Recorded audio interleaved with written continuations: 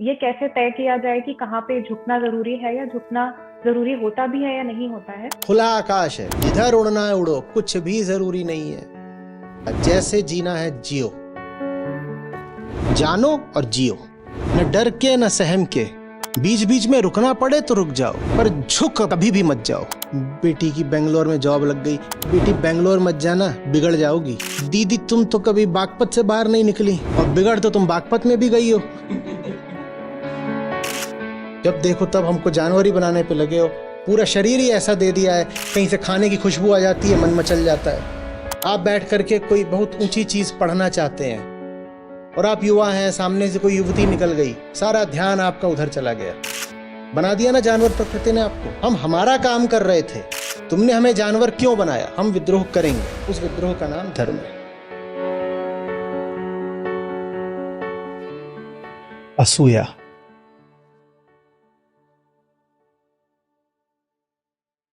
असूया क्या है? अहंकार द्वारा स्वयं को आत्मा के समतुल्य या समकक्ष समझना। अहंकार द्वारा स्वयं को आत्मा के बराबर मानना असूया है। अहंकार अपनी तुलना कर रहा है आत्मा से, और उस तुलना में जब दिखाई दे रहा है कि वो कहीं नहीं ठहरता, तो झूठ मूठ ही कह रहा है कि मैं तो बराबर हूं। आम व्यवहार में आप इसे ईर्ष्या जैसा कह सकते हैं। ईर्ष्या से भी पहले तुलना आती है ना। आप पहले तुलना करते हो, फिर पाते हो कि मामला बराबरी का नहीं है, तो भीतर से बेचैनी, क्रोध और झूठ खड़े होते हैं। उसी को ईर्ष्या बोलते हैं। तो वही असूया है। असूया के मूल में तुलना है। अहंकार आत्मा से बराबरी की कोशिश कर रहा है, इसको असूया बोलते हैं।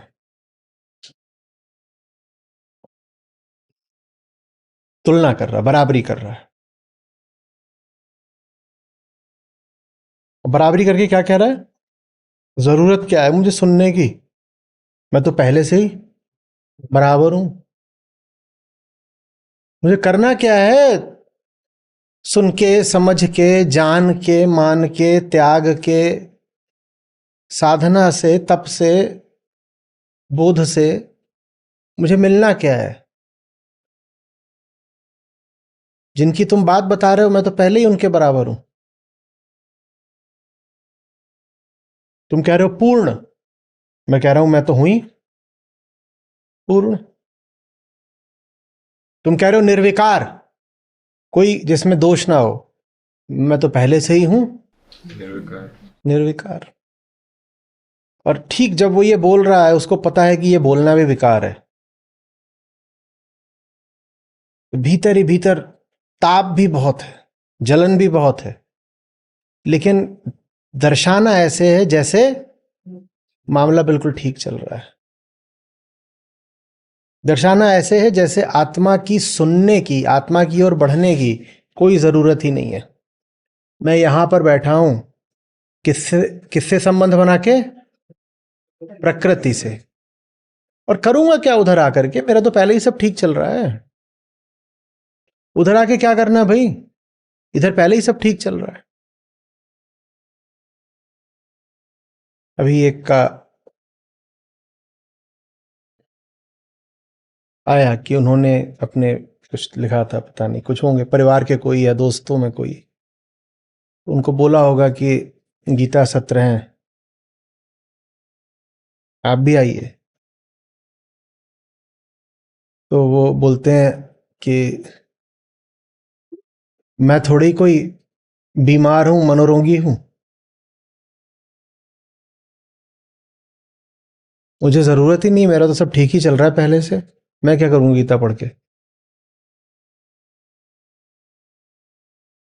जो उन्होंने शब्द इस्तेमाल करा था वो ये था कि भाई मैं पहले से ही सॉर्टेड हूं, मैं पहले से ही सॉर्टेड हूं। मतलब समझ रहे हो? घुसे हुए हैं प्रकृति में, पर दावा यह है कि आत्मस्थ हैं। और चूंकि हम पहले ही आत्मस्थ हैं, तो हमें अब कृष्ण की सुननी ही क्यों है? कृष्ण अपनी बात बता रहे होंगे, हमें क्यों सुननी है? हम तो पहले ही मस्त हैं। इतना ही नहीं, जो सुनने जा रहे हैं हम उनको घोषित कर देंगे कि ये सब साइको हैं, मनोरोगी हैं। भाई तुम्हें बीमारी है इसलिए तुम्हें सुनने की जरूरत पड़ती है, हम तो पहले से ही ठीक हैं, स्वस्थ हैं, सॉर्टेड हैं, कूल हैं, तो हम क्या करेंगे सुन के? समझ में आ रही है? कृष्ण की सुनने के लिए सबसे पहले ये स्वीकार करना पड़ता है ना कि हमें सुनने की जरूरत है, कि हम छोटे हैं, सीमित हैं, झूठे ज्ञान में हैं, बंधन में हैं, और हमें अपनी स्थिति से बाहर आने के लिए जो सहारा मिले हमें उसका कृतज्ञ होना है। ये अहंकार को रुचता नहीं, क्योंकि बात में आ गया ना, स्थिति से बाहर आना। स्थिति से बाहर आना माने अहंकार का ही ढह जाना। तो कहता है कि अगर मैं मान लूंगा कि मेरे पास नहीं है तो फिर मैं ही नहीं बचूंगा। अब कैसा विचित्र विरोधाभास है अहंकार की बातों में और उसके कर्मों में। उसे मानना नहीं है कि वो अधूरा है, लेकिन उसकी एक एक धड़कन में कामना धड़क रही है, और कामना ही क्या प्रमाणित कर देती है? अधूरा है। लेकिन अपने मुंह से उसे कभी नहीं मानना कि मैं बहुत पानी में हूं, मैं बहुत दुर्दशा में हूं। कोई मिला है जो माने? बिरले होते हैं जो मानते हैं कि जिंदगी खराब चल रही है और बहुत अपना बेड़ा गर्क कर रखा है। बहुत कम लोग मानते हैं। मानता कोई नहीं, दिखाते सब यही है कि बहुत बढ़िया चल रहा है, सब बहुत अच्छा चल रहा है। उनके आसपास की जो पूरी उनकी जिंदगी है वो एक के बाद एक सबूत खड़े कर रही होती है कि तुम्हारा कुछ अच्छा नहीं चल रहा है, कुछ भी अच्छा नहीं चल रहा। पर अगर उन्होंने मान लिया कि अच्छा नहीं चल रहा तो उन्हें बदलना पड़ेगा। बदलने में डर लगता है, तो वो मानने से इनकार कर देते हैं कि अच्छा, अगर सब कुछ अच्छा ही चल रहा होता तो तुम्हारे पास इतनी कामनाएं क्यों होती फिर? अगर सब अच्छा ही चल रहा होता, तुम भरपूर ही होते, भीतर से संतुष्ट होते, तृप्त होते, तो तुम्हारे पास इतनी सारी और इतनी अंधी सुरसा की तरह मुंह फाड़े हुए राक्षसी कामनाएं क्यों होती? क्यों होती? अगर सब ठीक होता तो इतनी बड़ी बड़ी कामनाएं होती क्या? वो भी ऐसी जो पूर्ण कभी हो ही नहीं सकती। लेकिन दावा ही क्या है? सब ठीक है, सब बढ़िया है। क्योंकि अगर मान लिया सब ठीक नहीं है तो अपमान होता है। यही नहीं सिद्ध होता कि आज गलत हो, ये सिद्ध होता है कि जो पूरी जिंदगी बिताई है 30 40 50 साल की, वही बर्बाद थी। तो मानना नहीं चाहते, और इतने प्रमाण खड़े होते हैं। उन प्रमाणों में जानते हैं एक विशेष प्रमाण क्या होता है? औलादें।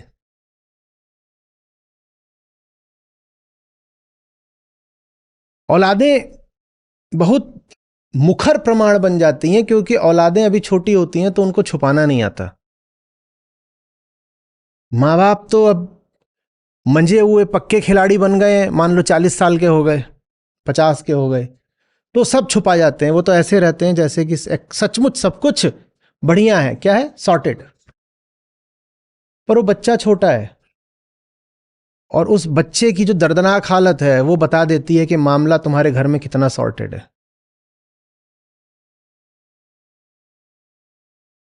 जैसे कि माँ बाप दोनों की पूरी जिंदगी की विफलता और मूर्खता उस बच्चे के ऊपर टूट कर गिरी हो, जैसे आपकी विफलताएं और मूर्खताएं वो संतान बनकर खड़ी हो गई हो।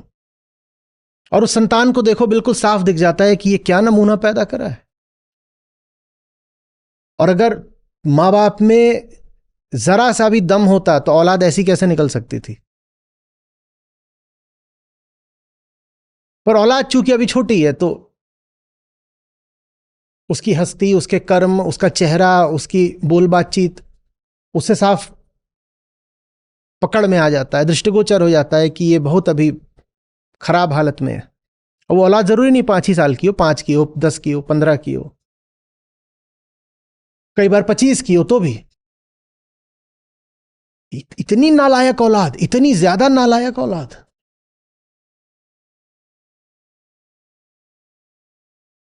लेकिन बाप की ऐंठ में कोई कमी नहीं आ रही है। बाप उस औलाद का चेहरा देखने के बाद भी मानने को तैयार नहीं है कि तुम सिर्फ एक असफल बाप नहीं हो, तुम एक असफल इंसान हो। तुम में जरा भी समझ होती तो औलाद ऐसी नहीं निकल सकती थी।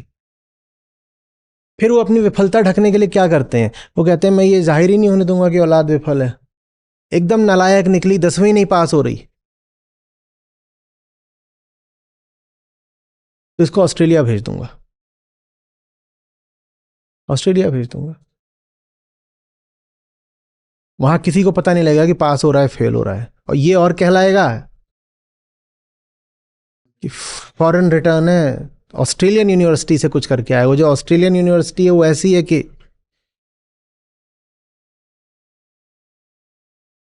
बहुत वहां जमीन है और घोड़े बहुत हैं वहां। तो रैंचेज होती हैं, इतना इतना है तो क्या उसमें। वो इस स्तर की यूनिवर्सिटीज हैं, सब नहीं, पर हर जगह पर हर स्तर का मामला होता है ना। तो वहाँ अच्छी वाली भी हैं और एकदम जो गिरी हुई हैं वो वाली भी हैं, और जो वहाँ की गिरी हुई हैं वो यहाँ की गिरी हुई से ज़्यादा गिरी हुई हैं। वो चलती इसी आधार पे हैं कि वहाँ पे भारत और पाकिस्तान और इस तरह के देशों के जो अमीरजादे हैं वो आएंगे, बहुत सारे पैसे लौटाएंगे और फर्जी डिग्री लेके वापस चले जाएंगे। असूया, मैं पहले ही ठीक हूं, मुझे कृष्ण की जरूरत क्या है।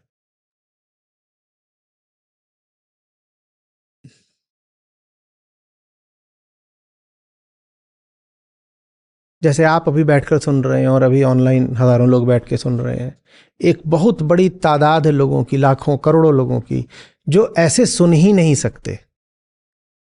उनके लिए ऐसा बैठना ही बहुत खौफ की बात है,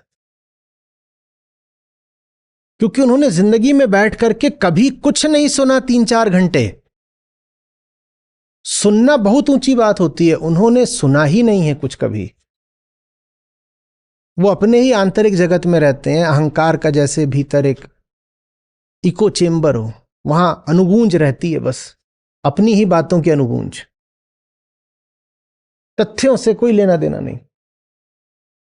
उनको आप ऐसे बैठा दीजिए, उनको बड़ा अटपटा लगेगा, इधर उधर देखेंगे, उन्हें लगा कि ये तो बेइज्जती जैसी बात है, बैठ के सुनना पड़ रहा है। वो भी ऐसे मुद्दे पे सुनना पड़ रहा है जो पूरे तरीके से व्यक्तिगत है, क्योंकि पूरी गीता व्यक्तिगत है। भले ही उसमें जो सिद्धांत दिए गए हैं वो सार्वजनिक हैं, वैश्विक हैं, निर्वैयक्तिक हैं, लेकिन फिर भी उसका जो असर पड़ता है वो सीधे आपके केंद्र पर पड़ता है। इसलिए गीता है तो पूरी तरह व्यक्तिगत ही। अब आपने एक आदमी को यहां बैठा दिया, वो अपनी दृष्टि में तो बिल्कुल उच्चतम मुकाम हासिल करे बैठा है, और उच्चतम को आत्मा ही बोलते हैं, तो साहब अपनी दृष्टि में तो आत्मस्थ हैं, और आपने उनको यहां बैठा दिया और आप उनके व्यक्तिगत केंद्र पर चोट कर रहे हैं। उनसे झेला ही नहीं जाएगा।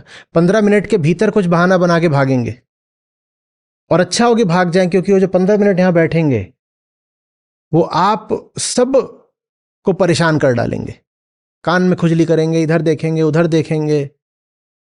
उन्हें समझ में ही नहीं आएगा कि इतने लोग बैठ करके ध्यान से ये बात सुन कैसे सकते हैं। एक एक शब्द उनकी जिंदगी की खोखली इमारत पर, बेबुनियाद इमारत पर हथौड़े की चोट जैसा है।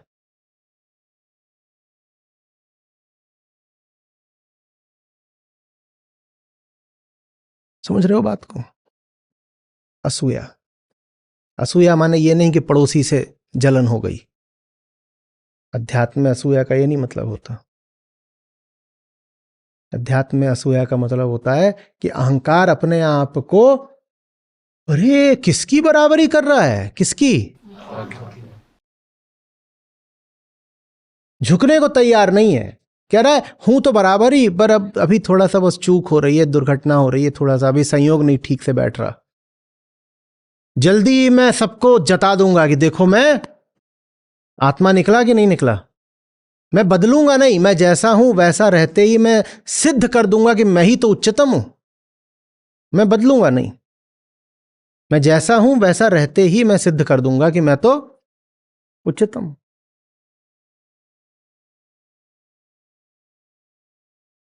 स्क्वॉश का खेल होता है, उसमें जो ग्रिप होती है वो बहुत महत्व की होती है, बहुत महत्व की।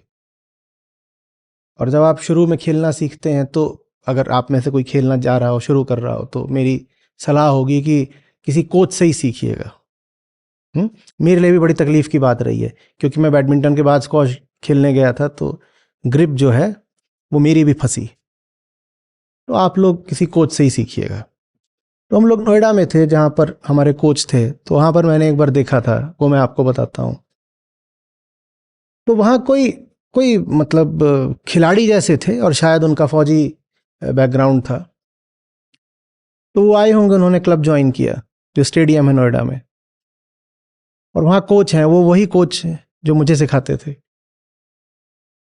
तो कोच उनको बता रहे हैं कि आपकी जो ग्रिप है ये ठीक नहीं है, और स्क्वॉश में ग्रिप बहुत महत्वपूर्ण चीज़ है। बोले आपकी ग्रिप ठीक नहीं है। पर ये जो साहब थे ये फौज से आए थे, 40 करीब इनकी उम्र रही होगी, शायद इन्होंने पिछले 20-22 साल से स्क्वॉश खेला हुआ था, और जैसे पकड़ रखे थे वैसे ही खेला हुआ था। और ग्रिप ना भी ठीक हो तो भी आप एक स्तर तक, एक लेवल तक तो खेल ही लेते हो।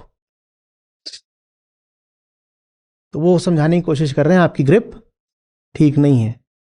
तो उन्होंने कुछ सुना, और फिर मालूम है कोच से क्या बोलते हैं, ये मेरी आंखों के सामने हो रहा है।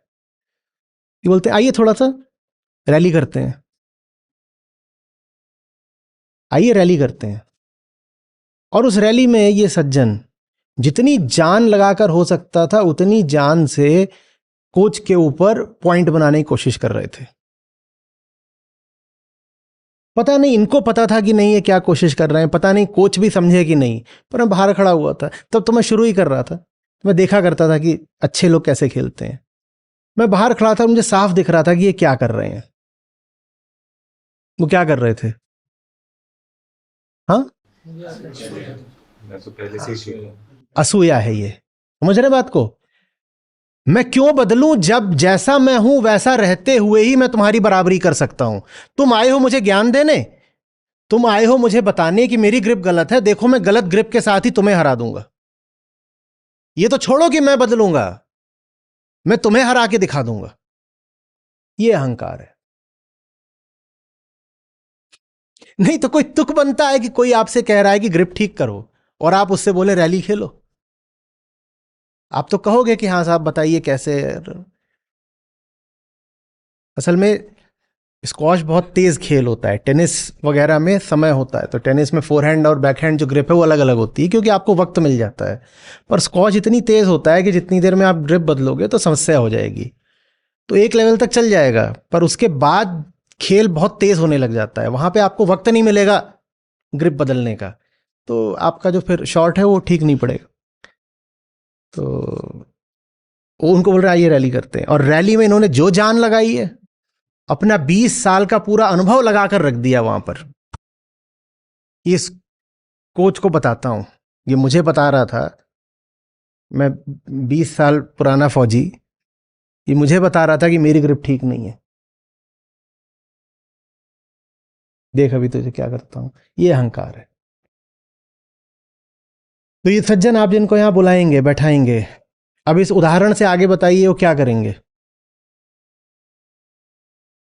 इसी उदाहरण से बताइए कि अगर अभी जिन सज्जन की हमने बात करी थी कि वो अपनी नज़र में बिल्कुल जिल्ले सुभानी है, और उनको आपने यहाँ बैठा दिया अकबर बादशाह को, और आप कोशिश कर रहे हैं कि उनको गीता ज्ञान दे दें, तो 15 मिनट के बाद वो क्या करेंगे?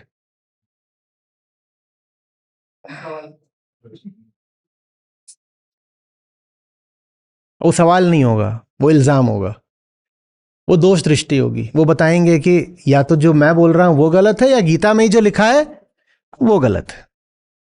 अब गीता को गलत बोल देना सीधे सीधे थोड़ा हिम्मत की बात होती है, तो इतना नहीं बोल पाएंगे, तो वो मेरे ऊपर लगा देंगे कि आप जो बोल रहे हो उसमें कोई दम नहीं है, ये सब तो ठीक है, हमें पता है। और फिर बात को जैसे ही बढ़ाएंगे थोड़ा तो चले जाएंगे, you see when I was in PNG as the head of their फलाना डिवीजन, ये क्या बताया जा रहा है? बताया जा रहा है कि जो ऊंचे से ऊंचा होता है वो तो मैं हासिल कर चुका हूं। तो कौन सी आत्मा की बात कर रहे हो जनाब? आप ये क्या गीता में बता रहे हो कि आत्मा उच्चतम है? उच्चतम तो मैंने हासिल कर लिया, और उच्चतम क्या है? पीएनजी की फलानी डिवीजन का हेड था मैं, यही तो उच्चतम होता है, वो तो मैंने हासिल कर लिया।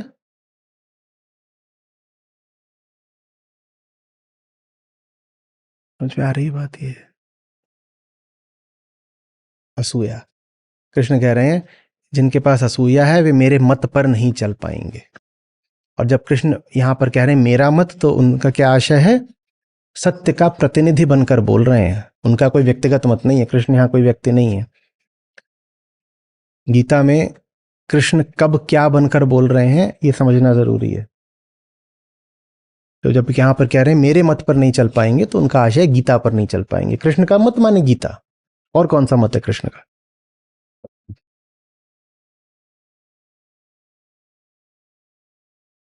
समझ रहे हो?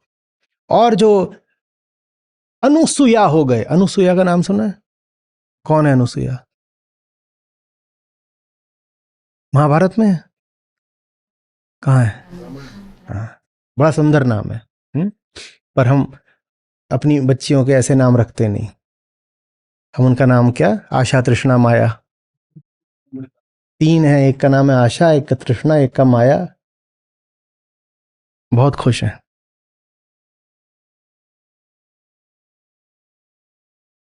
माँ का नाम पूर्णा।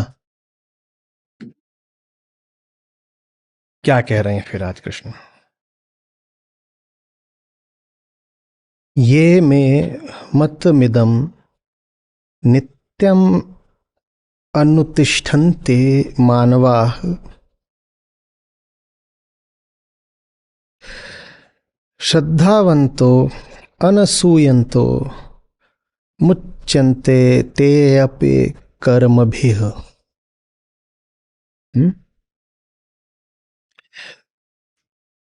श्रद्धा युक्त जो लोग हैं और जिनमें असूया नहीं है, और जो मेरी इस बात का माने गीता ज्ञान का अनुष्ठान करते हैं, माने व्यवहार में लाते हैं, पालन करते हैं, वो सब अपने कर्म बंध से मुक्त हो जाते हैं।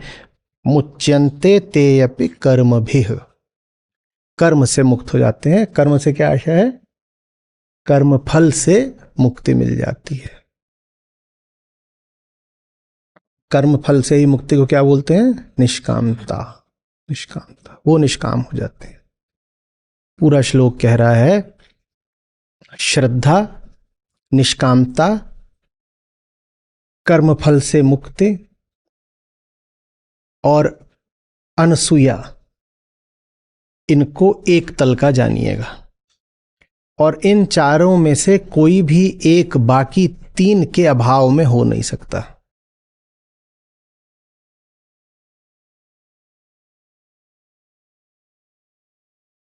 अभी तक श्री कृष्ण ने 3रे अध्याय में जितनी बातें बताई हैं, उन बातों का आप पालन कर पाए, समझ लीजिए उसकी एक शर्त दे रहे हैं आज।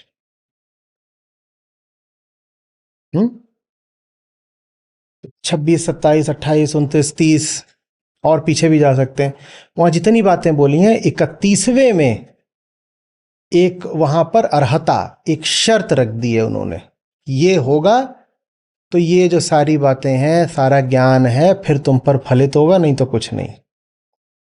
क्या है पहली शर्त? श्रद्धालु होना चाहिए। दूसरी, असूया नहीं होनी चाहिए। श्रद्धा होनी चाहिए, असूया नहीं होनी चाहिए। श्रद्धा का क्या अर्थ होता है? परिणाम नहीं सोचूंगा। असूया का क्या अर्थ होता है? औकात में रहूंगा। दोनों के लिए ही क्या आवश्यक है? आत्मज्ञान। मैं अपनी सीमा में, अपनी औकात में रहूंगा, इसके लिए क्या पता होना चाहिए कि भाई मैं हूं कितना बड़ा, इसको आत्मज्ञान बोलते हैं। और मैं अपनी कामना पर नहीं चलूंगा, इसके लिए भी क्या पता होना चाहिए कि ये जो कामना कहाँ से आती है, ये सब नकली जगहों से आती है। बाहर से किसी ने आकर के कामना अपने भीतर बैठा दी, हम क्या लगते हैं मेरी कामना। तो निष्काम होने के लिए भी क्या चाहिए? आत्मज्ञान। वरना तो अब आप कामना को क्या समझते रहोगे? मेरी कामना, जबकि सारी कामनाएं क्या होती हैं? वो प्रभावित कामनाएं होती हैं, इंड्यूस्ड कामनाएं होती हैं। और अहंकार आत्मा से अपनी तुलना ना कर दे, उसके लिए भी क्या जरूरी है? आत्मज्ञान। नहीं तो कौन किसी को रोक रहा है ये सोच पाने से या पुनिच भगवान है? कोई भी सोच सकता है, मैं ही तो हूं। और अहंकार की इससे बड़ी कोई फैंटेसी नहीं होती। क्या?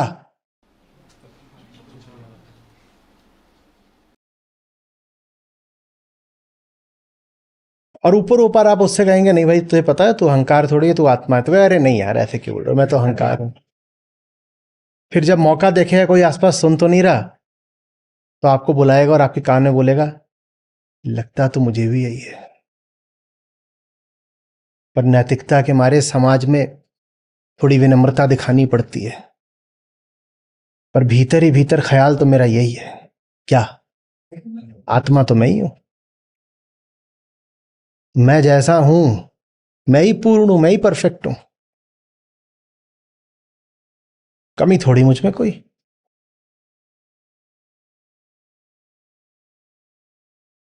अरे उसको कमी दिख ही रही होती तो उसने कमी ठीक ना कर ली होती।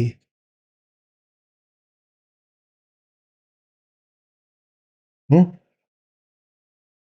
अभी कल या परसों मैंने किसी को पकड़ा कुछ गड़बड़ करते हुए।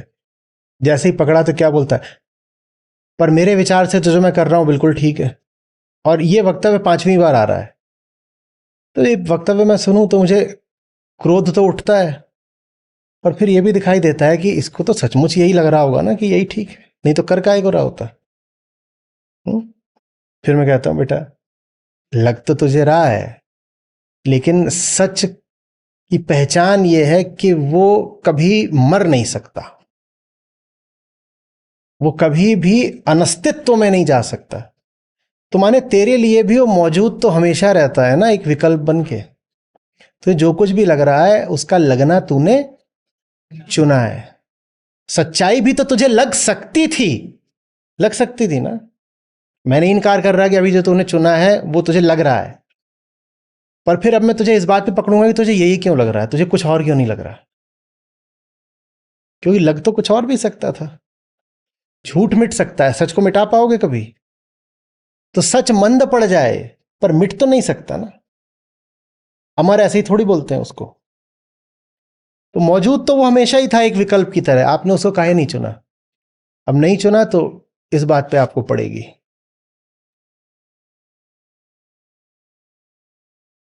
लेकिन थोड़ी रियायत करनी पड़ती है, क्योंकि अहम के देखिए ये बात भी सही है कि उसको जो लग रहा है उसको सचमुच वही लग रहा है। उसको तो सचमुच वही लग रहा है। और कई बार वो थोड़ी मासूमियत के साथ बोल भी देता है, पर मुझे तो ऐसे ही लग रहा है।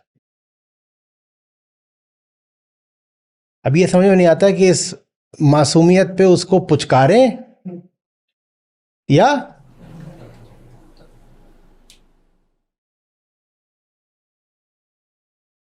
तो फिर मैं पुचकार पुचकार के पटाखे बजाता हूं, कहता हूं दोनों ही कर देता हूं।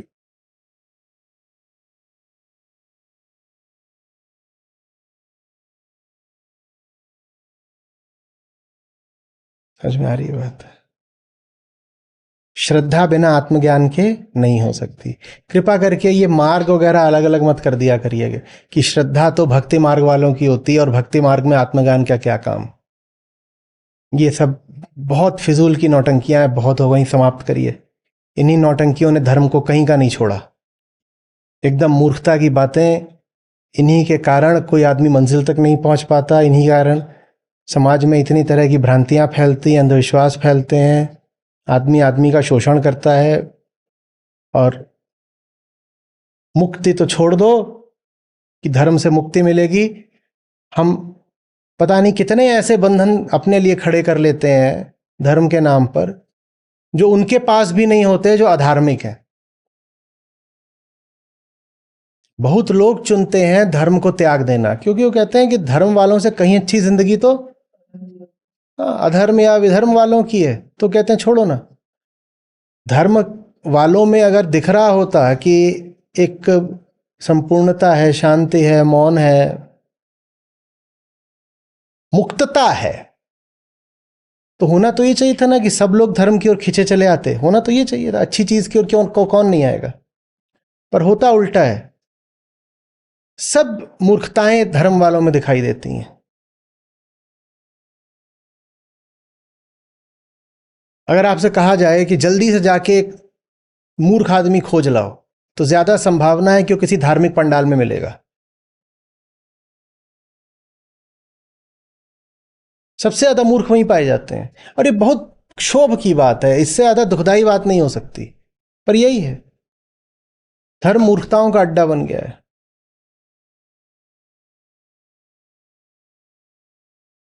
मुझे किसी से बात करनी हो, हम गीता पर बात कर रहे हैं, लेकिन देखिए स्थिति यहां तक आ गई है, मुझे किसी से बात करनी हो, कोई आदमी बोले कि मैं तो पक्का धार्मिक हूं, और कोई आदमी बोले मुझे धर्म से कोई लेना देना नहीं, मैं दूसरे आदमी से बात करना ज्यादा पसंद करूंगा। ज्यादा संभावना है कि मैं उसको गीता समझा पाऊंगा। धार्मिक आदमी से तो बात करना ही बहुत मुश्किल है। बहुत फिजूल की मान्यताओं का, हठ का, अहंकार का,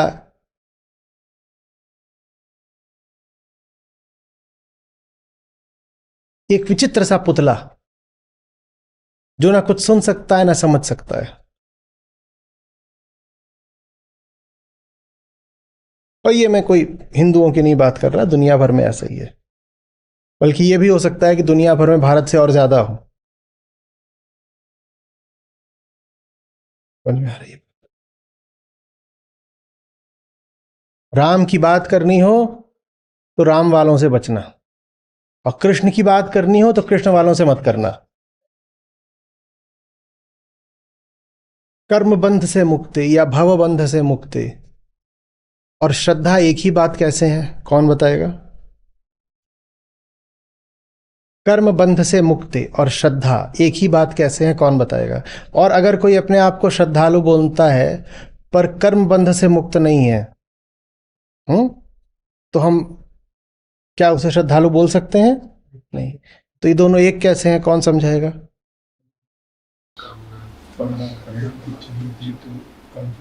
कर्मबंध क्या होता है, एकदम सरल कर दीजिए। कर्मबंध क्या होता है? परिणाम की परवाह करना, कि कर्म अपने आप में पूरा नहीं है, कर्म की एक दुम निकली हुई है, किस दिशा में?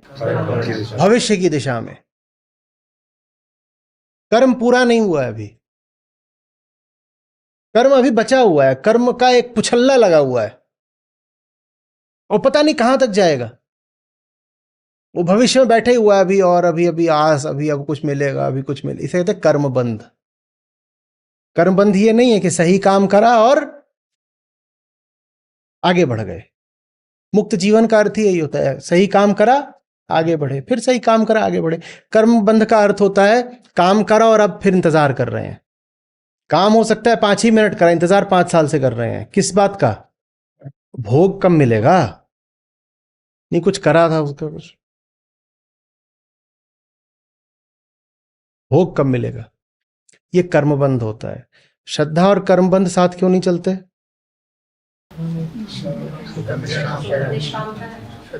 श्रद्धा में भी नहीं देखा जाता कि क्या मिलेगा, और कर्म मुक्ति में या निष्काम कर्म में भी नहीं देखा जाता कि आगे क्या मिलेगा। तो श्रद्धा और निष्काम कर्म एक ही बात है, ठीक है? ऐसे भी आप कह लो, बहुत एकदम जमीनी तरीके बोल रहा हूं, अध्यात्म में जितनी अच्छी अच्छी बातें हो ना, वो सब एक ही होंगी। और इस बात को आप अपने गृह कार्य की तरह ले लो कि जितने ऊंचे ऊंचे शब्द बताए जाते हैं आप देखिए कि वो सब कैसे कहाँ पर जाकर एक हो जाते हैं। कुछ तो आपको सरलता से दिख जाएंगे कि एक ही हैं, कुछ में आपको थोड़ी मेहनत करनी पड़ेगी समझने में कि ये एक कहाँ पर है, पर सब एक होंगे। 5 सत्य होते हैं क्या? जब सत्य एक ही होता है तो सारी अच्छाइयां एक ही दिशा में तो जा रही होंगी, और सत्य के अलावा कोई अच्छाई हो सकती है क्या? तो सत्य एक है, उसी की ओर जाने को अच्छाई बोलते हैं। तो ये जो सारी अच्छाइयां हैं वो एक ही दिशा में, जो कुछ उसमें अंतर तो ऐसा होता नहीं। हम्म हम्म। असूया न रहे, श्रद्धा रहे, दोनों के लिए साझी शर्त क्या है? आत्मज्ञान। अब अपने आप से ईमानदारी से पूछिए, क्या ये बात आप साफ साफ देख पा रहे हैं? लिखिए कैसे।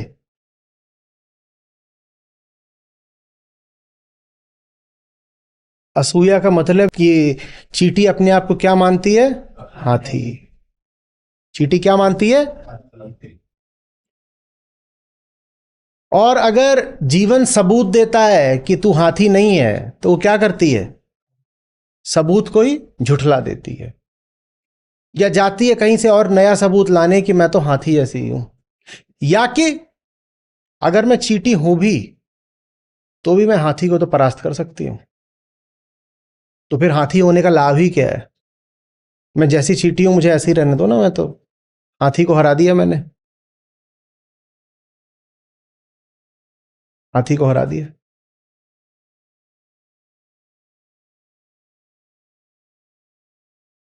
समझ रहे हैं बात? आचार्य जी, मेरा प्रश्न ये है कि जब आप सही कर्म करने चलते हैं तो साथ में फिर किसी पुराने कर्म को नकारना भी पड़ता है, किसी पैटर्न को। तो यूजुअली सामाजिक विरोध जब उठता है वो तभी उठता है जब आप किसी पुराने चले आ रहे पैटर्न को नकारते हो। और अक्सर ये तर्क दिया जाता है कि थोड़ा फ्लेक्सिबल होना या झुकना जरूरी है। तो मेरा प्रश्न ये है कि ये कैसे तय किया जाए कि कहाँ पे झुकना जरूरी है या झुकना जरूरी होता भी है या नहीं होता है। और तो या फिर अड़े रहना ही ठीक होता है। तो ये कैसे तय किया जाए? कुछ भी तय करने का पैमाना तो मनुष्य ही होगा ना। हम सब कुछ हमारे लिए ही है, तो अगर कुछ जरूरी है तो किसके लिए है? हमारे लिए। और कुछ नहीं जरूरी है तो वो भी हमारे लिए ही है। तो कोई मुझसे बोले कि कुछ मेरे लिए जरूरी है, तो इसका मतलब ये है कि अगर वो चीज नहीं होगी तो मेरी हस्ती ही मिट जानी चाहिए। आवश्यकता तो उसको बोलते हैं कि जो अगर पूरी नहीं हुई तो आप ही नहीं बचेंगे। बाकी सब कुछ तो आपके चुनाव का विषय है, आवश्यक नहीं है, वैकल्पिक है, आवश्यक नहीं। सांस लेना आवश्यक है, मिठाई खाना वैकल्पिक है। ठीक है, तो आवश्यक कुछ भी कैसे हो गया? सब वैकल्पिक ही है, हर जगह चुनाव ही मिला हुआ है। वेदांत का यही तो जादू है, वो आपको ताकत से भर देता है। कहता है सब तुम्हारी समझने पर, सोच पर, चुनाव पर, चेतना पर आश्रित है। कुछ भी आवश्यक नहीं है, कोई नियम नहीं है जीवन का। एक प्यास बस है जीवन में, वो प्यास है आत्मा को पाने की, बाकी कोई अनिवार्यता नहीं है। और अगर शरीर समझते हो अपने आप को तो अनिवार्यता एक ही है, मौत। जाकर के आप इसे संतों से पूछेंगे तो वैसे कहेंगे कि जिस चीज को आवश्यक कह रहे हो वो मौत के पार जाएगी क्या? रही बात मौत की, तो उस तक तो आप चले जाओगे बिना किसी आवश्यक चीज को लिए हुए भी, तो कुछ भी आवश्यक कहां हुआ? जो बातें समाज और ये सब आपको आवश्यक बताते हैं, वो बातें क्या आपको मौत से बचा देंगी? और वो बातें अगर नहीं भी हैं तो भी मौत तक की जिंदगी तो आप जी ही लोगे ना, तो कुछ भी आवश्यक कैसे हो गया? ये प्रश्न अपने आप से पूछना जरूरी है ना। नहीं अगर है वो वस्तु मेरे पास तो क्या? और वो बोले कि अगर ये वस्तु नहीं होगी तो पछताओगे, तो आप कहिए आपको इस बात की न तो कोई समझ है ना अनुभव है, क्योंकि आपने तो वो वस्तु आवश्यक समझ के पकड़ ही ली, आपने तो वो बंधन आवश्यक समझ के स्वीकार ही कर लिया। तो आपको क्या पता उन लोगों का जो उस बंधन को स्वीकार नहीं करते। क्या आपने वो बंधन अस्वीकार करा था? क्या आपने वो बंधन अस्वीकार करा था? आपने तो अस्वीकार करा नहीं। तो आपको क्या पता कि अस्वीकार करने पर कौन सा बड़ा भारी नुकसान हो जाता है? आप तो बस अनुमान लगा रहे हो। आप तो अनुमान ही तो लगा रहे हो।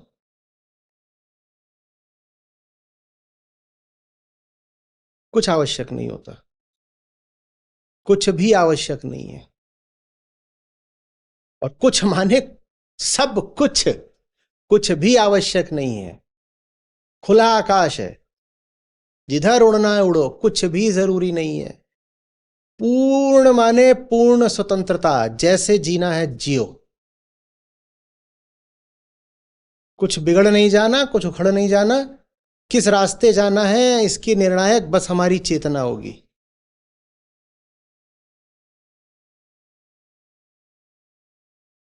मरना तो नासमझों को भी है, तो समझदारी में ही क्यों न जिए? या वो अपनी नासमझियां करके और 100 तरह के समझौते करके अमर हो जाते हैं? वो जो ये केंचुए सा रेंगता हुआ समझौते और समर्पण का जीवन जीते हैं, इससे उनको अमरता मिल जाती है। तो मरते तो तुम भी हो, हर दर पे नाक रगड़ते हो, जगह जगह घुटने टेकते हो, उसके बाद भी क्या होता है तुम्हारा? मर ही जाते हो। तो फिर हम, जो हमें ठीक लगता है अपनी समझ से, अपनी चेतना से, हम उस पर क्यों न जिए? क्यों भाई?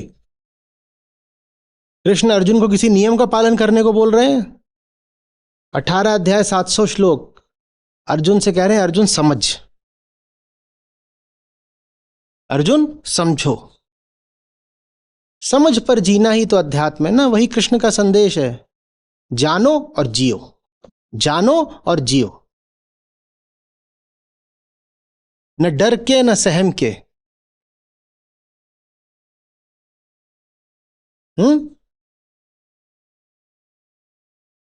बीच बीच में रुकना पड़े तो रुक जाओ, पर झुक कभी कभी भी मत जाओ। ये सब किसी मूल्य के नहीं होते। जब बातें बताई जाती हैं, अरे ऐसे नहीं करोगे तो ऐसा हो जाएगा, तुम्हें क्या पता क्या हो जाएगा? जो कभी अपने बिलों से बाहर नहीं निकले वो बताते हैं कि खुले आसमान पे उड़ोगे तो गोली लग जाएगी। तुम्हें कैसे पता? तुम तो बिल से बाहर निकल के कभी घुटने तक की ऊंचाई पे नहीं उड़े। तुम्हें क्या पता आसमान में उड़ने पे गोली लगती है कि नहीं लगती है, कि क्या होता है? तुम अगर विशेषज्ञ हो भी तो किस जगह के? बिल के अंदर क्या होता है वो हम तुम्हारी जिंदगी से सीखेंगे। और हम ये देख रहे हैं कि बिल के अंदर तुम्हारी जिंदगी महानरक है, लेकिन तुम बिल के अंदर तुम्हारी जो जिंदगी है उसकी बात नहीं करते। तुम हमें ज्ञान देने आ रहे हो कि आसमानों में क्या होता है। आसमानों का तुम्हें क्या अनुभव है बताओ? आसमान क्या, छत तक भी उड़ने की पंख पसार के कभी तुम्हारी हिम्मत ही नहीं हुई, तो आसमानों का तुम्हें अनुभव क्या है बताओ ना।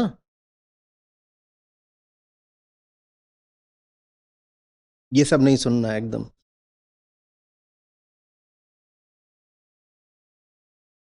अगर बहुत सावधानी बरत के ये होता कि जिंदगी आप बचा ले जाती, तो मैं कहता आप बहुत सावधान सावधान चलिए। पर आप कितनी भी सावधान सावधान चलो, आपने जितनी उम्र जी ली है समझ लीजिए इतनी या इससे थोड़ी ज्यादा और जी के आप मर जाएंगी। इससे बहुत कम तो हो सकती है आपकी जिंदगी, बहुत ज्यादा नहीं हो सकती। ये तो हो सकता है कि आप अगले 2 साल में मर जाएं, पर यह नहीं हो सकता कि अगले 200 साल आप जिंदा रहेंगी। तो जिंदगी है ही कितनी?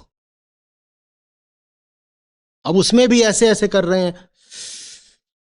देख समझ के अगला कदम रखना पुत्री। एक दिन आएगा जब अगला कदम सीधे चिता पर ही रखना है, देख देख के, समझ समझ के। बिटिया चिता पे बहुत सावधानी से चढ़ना, नहीं तो जल जाओगी। ये सब कुछ नहीं है। एक ही नियम। ये क्या कर रहे हो? नियम नहीं दूजा। एक ही है क्या? अपूर्ण हूं, पूर्ण होना है बस। इसके अलावा हम किसी नियम को नहीं मानते। बेटी की बेंगलोर में जॉब लग गई। बेटी बेंगलोर मत जाना, बिगड़ जाओगी। दीदी तुम तो कभी बागपत से बाहर नहीं निकली, और बिगड़ तो तुम बागपत में भी गई हो। अगर हमें बिगड़ना ही है तो कम से कम बेंगलोर में बिगड़ने दो।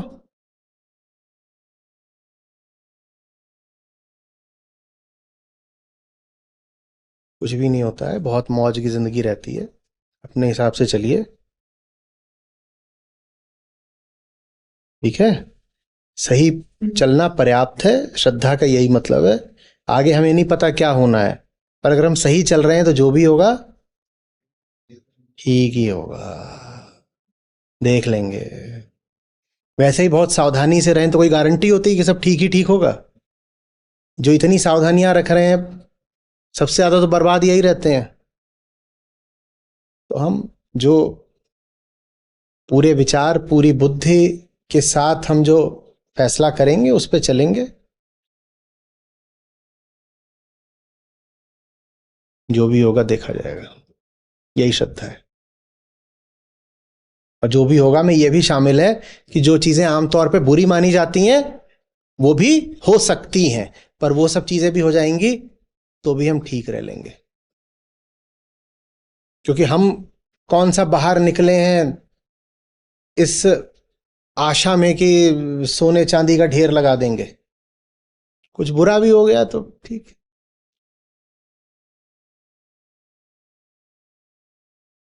अंतर समझिएगा। जो साधारण श्रद्धा होती है, नकली वाली श्रद्धा, वो कहती है अरे कुछ बुरा ना हो जाए। और जो वास्तविक श्रद्धा होती है वो कहती है अच्छा हो या बुरा हो देख लेंगे। अंतर समझ रहे हो? साधारण श्रद्धा डरी हुई है, वो बार बार यही मन्नत कर रही है कि कहीं कुछ बुरा ना हो जाए। और वास्तविक श्रद्धा में कितनी जान है, वो कहती है अच्छा हो जाए तो भी ठीक, और बुरा हो जाए तो भी देख लेंगे। ये वास्तविक श्रद्धा है।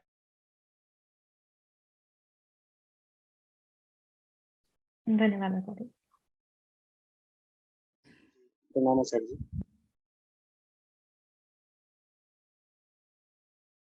आचार्य जी, आज आवाज आ रही है मेरी? आज आप असूया का मतलब समझा रहे थे, जिसमें आपने कहा कि अहंकार यह मानना नहीं चाहता कि मैं छोटा हूँ। चींटी होने पर भी अपने को हाथी मानता है, और आत्मा के बराबर खुद को मानता है, अपनी गलती नहीं मानता। कहता है जैसे हम लोग भी कहते हैं कि सब ठीक ही चल रहा है। तो इस पे मेरा प्रश्न ये है कि एक स्थिति ये भी होती है कि जिसमें हम कहते हैं कि गलती तो है, सब कुछ गड़बड़ ही है, लेकिन अब कुछ नहीं हो सकता। तो इसमें भी क्या अहंकार आत्मा से ही बराबरी कर रहा है, या ये कुछ और है? थोड़ा समझा के बोलिए क्या कह रहे हैं। जैसे कि एक स्थिति तो ये हो गई कि हम कहते हैं कि नहीं, कुछ गड़बड़ नहीं है जिंदगी में, तो वहां तो आपने समझाया कि आत्मा से बराबरी कर रहा है वो। तो एक स्थिति यह होती है कि नहीं, हम मान लेते हैं कि गलती है, लेकिन अब कुछ हो नहीं सकता है। कुछ हो नहीं सकता मैंने क्या? मतलब कुछ बदल नहीं सकते, या हम मतलब जो एक मुक्ति वाली स्थिति है वहां तक नहीं पहुंच सकते, ऐसा जो तो मुक्ति अतीत में थोड़ी पानी होती है, गलती तो पीछे करी थी ना। जी मुक्ति तो अभी होती है, पीछे थोड़ी होती है मुक्ति। तो जैसे कि आज ही आप चर्चा कर रहे थे ना कि आपको काफी समय लगा, और सबको ही समय देना ही होता है। तो जैसे होता है कि हाँ, कुछ लोग हैं कि उम्र के उस पड़ाव पे हैं जहाँ पे अब समय जैविक जो स्थिति, प्रयास के अलावा कुछ भी नहीं। कुछ लोग ऐसे भी रहे हैं जिनके साथ मुझे बस 3 महीने ही लगे हैं और बहुत अंतर आ गया उसमें। जी प्रयास के अलावा कुछ नहीं। आप का जो पूरा प्रश्न है उसी में कामना बैठी हुई है। कामना ये है कि मैं जिस पे काम कर रहा हूं मैं सीधे उसको ग्रेजुएट बना दूंगा। जी जी प्रयास करना होता है। कौन कितना उठेगा हमें क्या पता। आप इतने लोग सुन रहे हो, आप तो मुझे दिखाई भी नहीं दे रहे हो कितने लोग अभी सुन रहे हो, हजारों लोग। मुझे क्या पता किसके मन में कितनी बात प्रवेश कर रही है। दर्जनों अभी ऐसे होंगे जो ऊँघ भी गए होंगे, पर मैं तो प्रयास कर रहा हूं ना अपनी ओर से।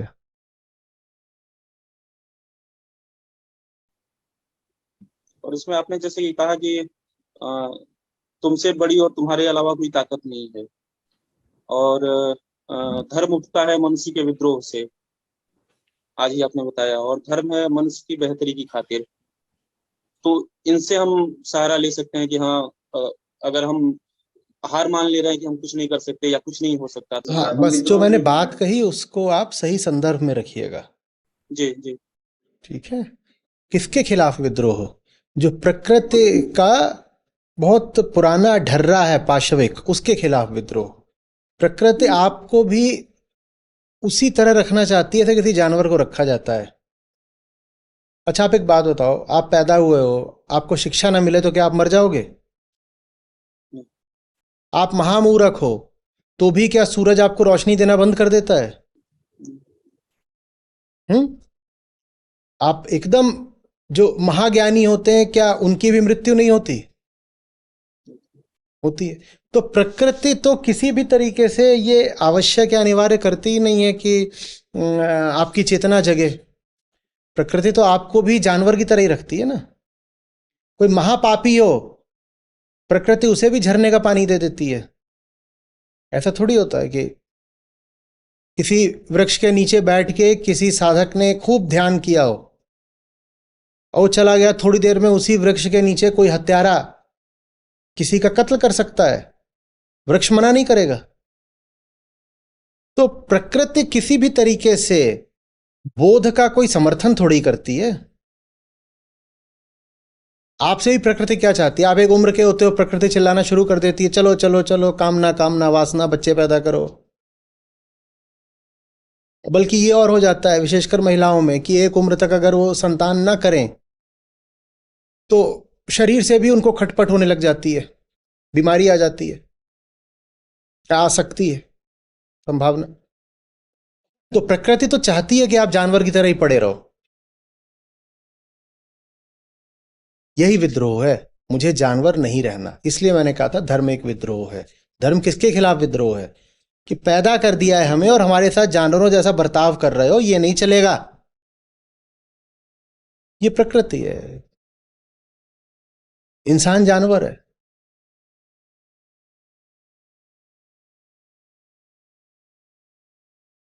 विद्रोह जरूरी है।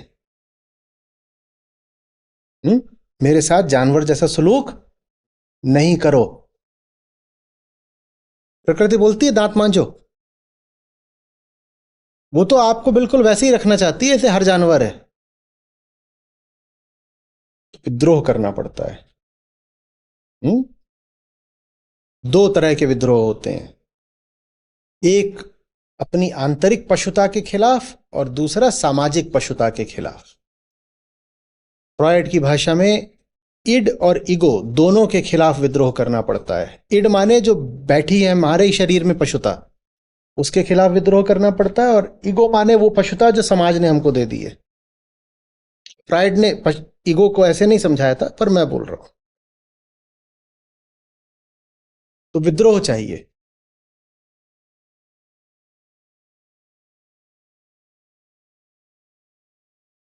धर्म विद्रोह है किसके विरुद्ध? प्रकृतिगत पशुता के विरुद्ध। समझ क्या रखा हमको? जब देखो तब हमको जानवर ही बनाने पे लगे हो। पूरा शरीर ही ऐसा दे दिया है, कहीं से खाने की खुशबू आ जाती है, मन मचल जाता है। सोने का समय हो जाता है, आंखें भारी हो जाती हैं। क्या आप जानवर बना दिया है पूरा हमको? ये प्रकृति करती है, पूरा जानवर बना देती है।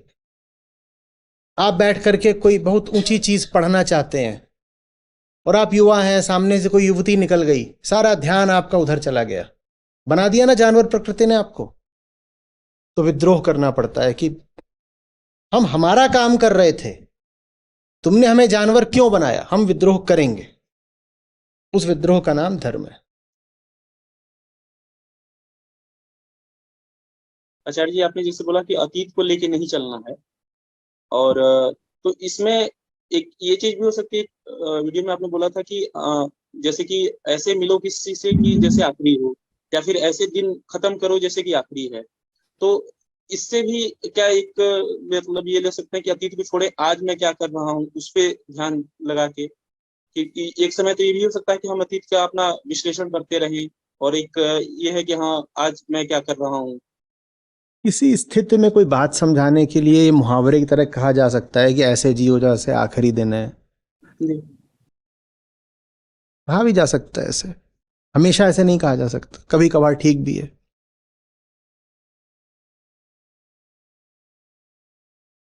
पर इसको आप कोई एक तलिस्मा बना के नहीं चल सकते कि यही मेरे जीवन का नियम है कि ऐसे जियो जैसे आज का दिन आखिरी है। आज का दिन अगर आखिरी है, आपका भी आखिरी है, सबका आखिरी हो जाए, तो खाओ पियो भोगो और पृथ्वी को आग लगा दो, सब कुछ आखिरी है। पर कभी कभी किसी स्थिति में जहाँ कोई व्यक्ति बहुत ज़्यादा भविष्यमुखी हो रहा हो, उसको समझाने के लिए ऐसे बोला जा सकता है, बस समझाने के लिए।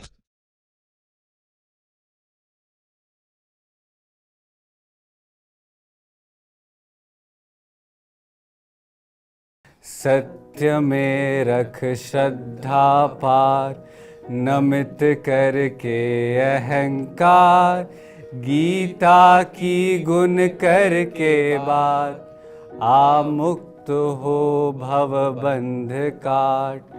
सत्य में रख श्रद्धा पार, नमित करके अहंकार, गीता की गुण करके बात, आमुक्त हो भव बंध काट। जी नमस्कार, मैं गगन हूँ।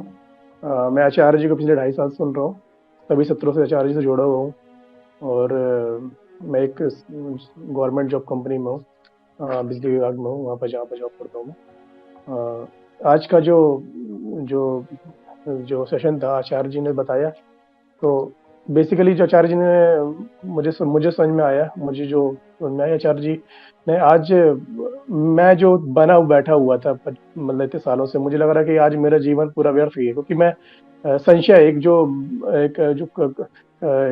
कंफ्यूजन, मतलब एक संशय पैदा रहता रहा मन में, भ्रम रहता रहा कि एक डर, एक जीवन को लेकर कि शायद बाहर कोई ऐसी चीज तो नहीं है जो जिससे शायद मैं शायद बाहर संशय करता रहा, खुद में स्वयं छोड़ करके। तो आचार्य जी ने जो आज बताया कि संशय करना ही आपको तो शुरुआत स्वयं से करिए। आज जैसे आचार्य जी ने बोला कि ईमानदार आदमी वो होता है सच्चाई के फीते से स्वयं को जांच ले, स्वयं को चेक करे कि मैं कितना संशय, मुझ में कितना संशय है, ना कि इस संसार में कितना संशय है। और ये बहुत काम की चीज